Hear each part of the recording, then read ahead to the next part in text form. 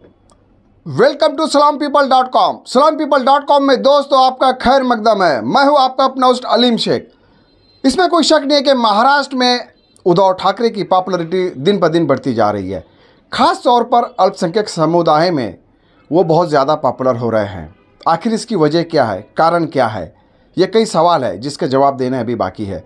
लेकिन इस बीच हम आपको बताते चले, मराठी मुस्लिम सेवा संघ जो कि महाराष्ट्र का एक ट्रस्टेड एक एनजीओ है, इंडिपेंडेंट एनजीओ है, मराठी मुस्लिम सेवा संघ भी खुलकर सामने आया है और वो इंडिया अलायंस को सपोर्ट कर रहा है, समर्थन कर रहा है। तो इसी मुद्दे पे दोस्तों बात करने के लिए हमारे साथ इस समय हम दक्षिण मुंबई के हेडक्वार्टर मराठी मुस्लिम सेवा संघ के हेडक्वार्टर में मौजूद है, जहाँ पर मराठी मुस्लिम सेवा संघ के फाउंडर ठाकुर साहब और उनसे जुड़े हुए जितने भी पदाधिकारी हैं वो हमारे साथ मौजूद है। तो आइए हम उनसे चर्चा करते हैं कि मराठी मुस्लिम सेवा संघ का लोकसभा 2000 चुनाव में स्टैंड क्या है। इसी पर बात करने के लिए सीधे हम आपको ठाकुर साहब के पास ले चलते हैं, जो कि फाउंडर है मराठी मुस्लिम सेवा संघ के। ठाकुर साहब, salampeople.com में आपका खैर मकदम है।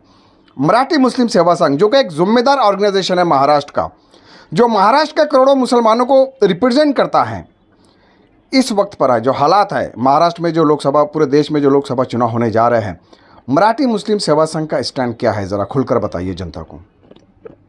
मराठी मुस्लिम सेवा संघ जो महाराष्ट्र के मराठी मुसलमानों के इशू पे ये प्लेटफॉर्म बना हुआ है और आज़ादी से लेके आज तक इस देश में जो मुसलमानों के साथ सियासी खिलवाड़ हुआ और उनके विकास के बारे में कोई भी पॉलिसी नहीं हुई, इसलिए प्लेटफॉर्म हमको ज़रूरी हुआ और हमारे कुछ साथियों ने मिलके और एनजीओस ने मिलके मराठी सेवा संघ की 2014 में बुनियाद डाली। आज हालात देश के 2014 से मुसलमानों के खिलाफ मॉब लिंचिंग, हेट स्पीच और दूसरे ज़रिए से पोलराइजेशन करके जो सत्ता में बैठे हैं, वो सिर्फ देश के विकास और देश की एकता अखंडता के बारे में न सोचते हुए अपनी सियासी रोटियां सेकते बैठे हैं और माहौल इतना ख़राब हो गया है। उसके मद्देनज़र 2024 के इस इलेक्शन में हम मराठी मुसलमानों ने फ़ैसला किया, कौम और मिल्लत के ऊपर जो जुल्म हो रहा है उसके खिलाफ जो पार्टियां खड़ी हुई है उनको साथ देना और देश की एकता अखंडता और देश को बचाना और देश के संविधान को बचाना, यह हमारा प्राथमिक हमारा ये फैसला है, एजेंडा है। हाँ, तो फिर किसको आपने चुना है? हमने इंडिया गठबंधन की पार्टियों को चुना है और जो पार्टियां हमसे जिस हिसाब से साथ ले रही है, ज़्यादा करके उद्धव शिवसेना ने हमसे बढ़ चढ़ के हमारा साथ लिया। हमने उनके हर कैंडिडेट के लिए काम किया और पिछले 1.5-2 महीने से हम उनके साथ और उद्धव जी के साथ प्लेटफॉर्म शेयर भी किए और काम भी किया।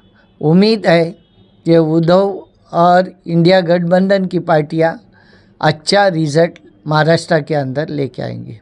ठाकुर साहब, उद्धव ठाकरे ही क्यों? उद्धव ठाकरे ही क्यों, मतलब क्यों आपने उनको चुना है? क्या उनसे आपको क्या उम्मीदें है? क्या महाराष्ट्र का मुस्लिम समाज को एक उम्मीद है कि उद्धव ठाकरे है जो उन्हें इंसाफ दिला पाएंगा? हमें यकीन है कि आज तक जो भी सेकुलर पार्टियां रही इस मुल्क के अंदर, उन्होंने जो चमचागिरी करने वाले, हुजूरीगिरी करने वाले समाज के, मुस्लिम समाज के लोगों को साथ में लिया और न्याय नहीं, समाज के साथ न्याय नहीं किया, समाज के विकास के ऊपर ध्यान नहीं दिया।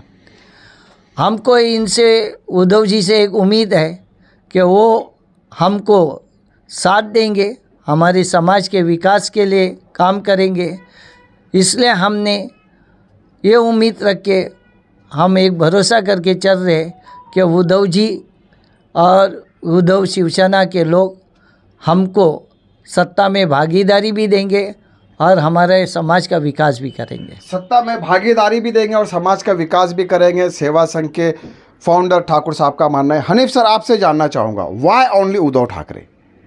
क्या एक भरोसा, एक ट्रस्ट बढ़ गया है आपका उन पर?